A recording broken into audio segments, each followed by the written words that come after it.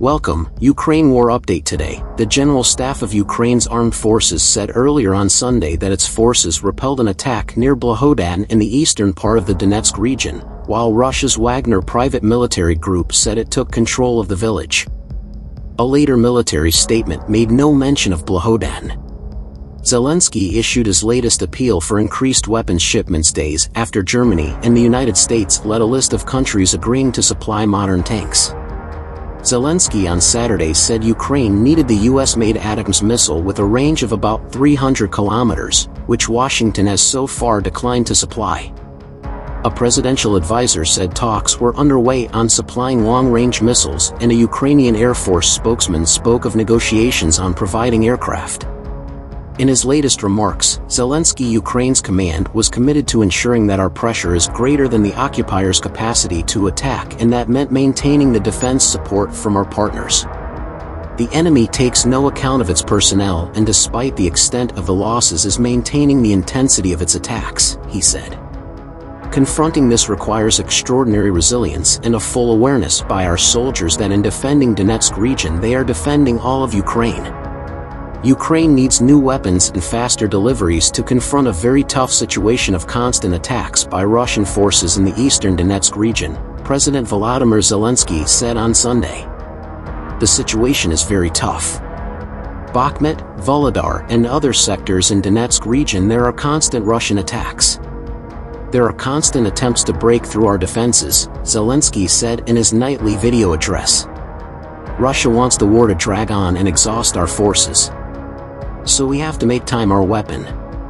We have to speed up events, speed up supplies, and open up new weapons options for Ukraine. Boris Johnson has said Vladimir Putin threatened him with a missile strike in an extraordinary phone call in the run-up to Russia's invasion of Ukraine.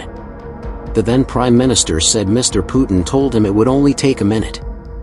Mr. Johnson said the comment was made after he warned the war would be an utter catastrophe during a very long call in February 2022.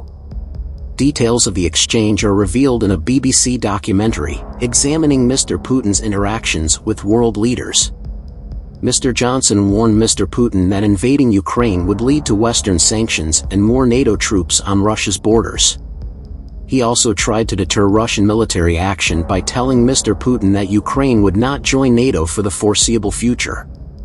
But Mr. Johnson said, "He threatened me at one point, and he said, Boris, I don't want to hurt you, but with a missile, it would only take a minute or something like that."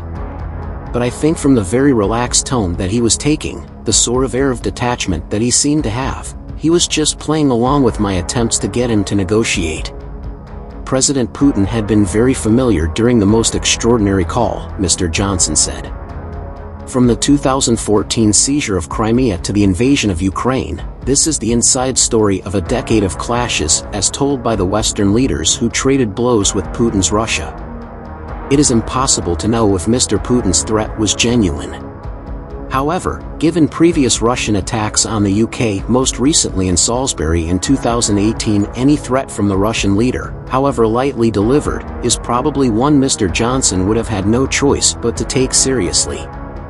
9 days later, on February 11th, Defense Secretary Ben Wallace flew to Moscow to meet his Russian counterpart, Sergei Shoigu.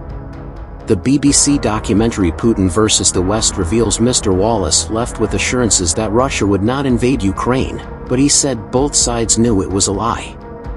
He described it as a demonstration of bullying or strength, which is, "I'm going to lie to you, you know I'm lying and I know you know I'm lying and I'm still going to lie to you."